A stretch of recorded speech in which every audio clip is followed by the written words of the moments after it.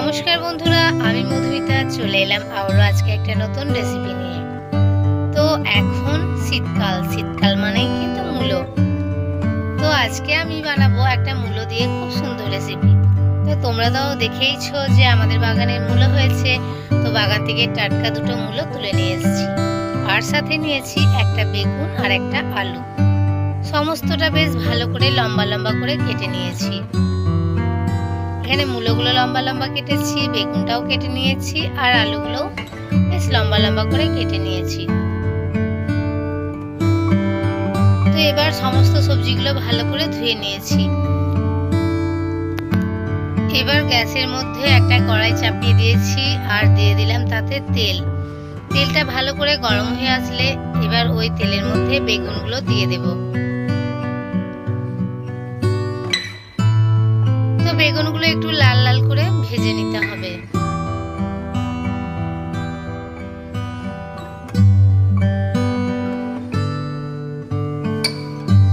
তো বেগুনগুলো আমি বেশ কিছুক্ষণ ধরে একটু লাল লাল করে ভেজে নিয়েছি।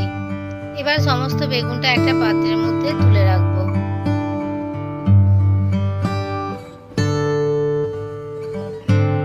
এবার ওই তেলের মধ্যে দিয়ে দিলাম আলুগুলো। আলুটা একটু নাড়াচাড়া করে নেবার পর আবার দিয়ে দেব মূলো।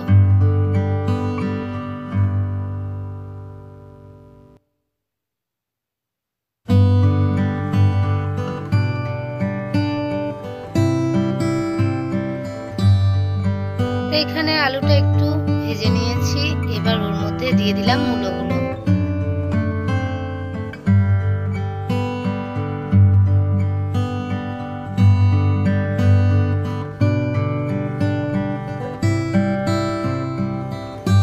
এবার আলু আর মূলোগুলো একটুখানি ভেজে নিতে হবে। বেশি ভাজার দরকার নেই, একটু হালকা হালকা করে ভেজে নিতে হবে।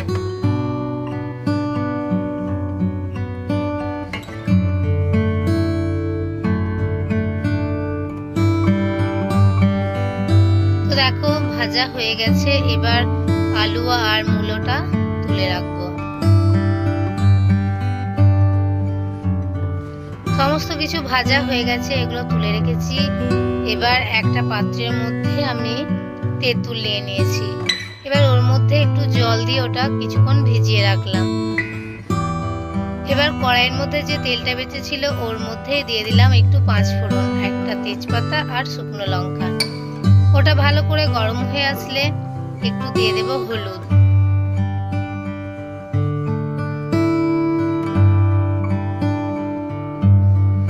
হলুদটা দিয়ে দেওয়ার পর এখানে যে তেঁতুলটা ভিজিয়ে রেখেছিলাম ওটা বেশ ভালো করে হাতে করে একটু মেরে নিয়েছি। এবার ওইটা কড়াইয়ের মধ্যে দিয়ে দিলাম। এবার ওর মধ্যে এক বাটি আমি জল দিয়ে দিয়েছি।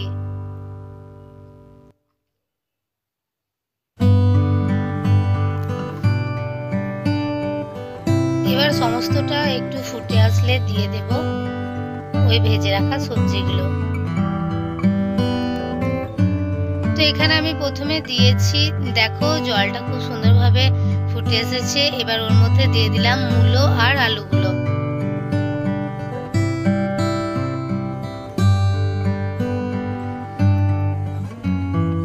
এবার একটা ঢাকা দিয়ে মূলো আর আলুগুলোকে কিছুক্ষণ সিদ্ধ হতে দিয়ে দেব।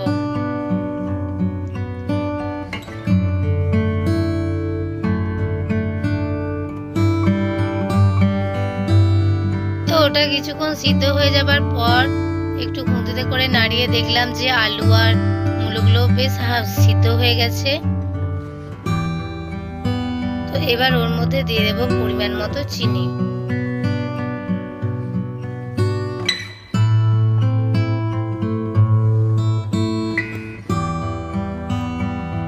চিনিটা স্বাদ বুঝে দিয়েছি, কারণ এটা টক মিষ্টি ঝাল হবে।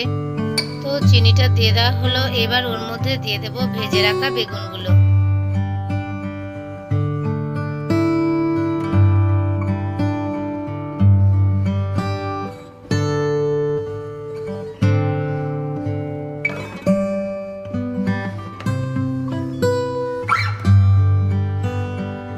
তো এবার সমস্তটা বেশ ভালো করে একটু নাড়িয়ে নিতে হবে। তো এবার এর মধ্যে দিয়ে দেবো পরিমাণ মতো লবণ।